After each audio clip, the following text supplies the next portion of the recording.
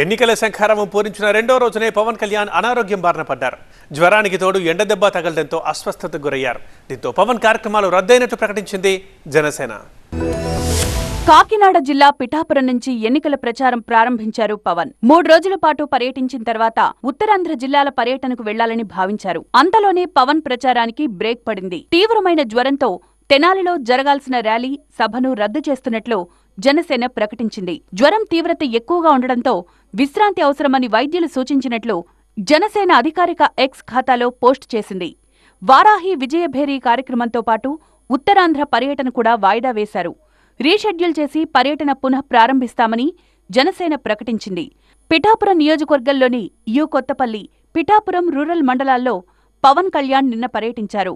దాదాపు 20 కిలోమీటర్ల దూరం పాదయాత్ర చేసిన పవన్ మహిళలు, రైతులు, యువతను పలకరిస్తూ ఎన్నికల ప్రచారం నిర్వహించారు. ఎండలోనే ఎన్నికల ప్రచారం నిర్వహిస్తుండటంతో అస్వస్థతకు గురైనట్లు జనసేన వర్గాలు చెప్తున్నాయి. అప్పటికే జ్వరంతో బాధపడుతోన్న పవన్ ఎండలో తిరగడంతో మరింత అస్వస్థతకు లోనైనట్లు పేర్కొంటున్నాయి.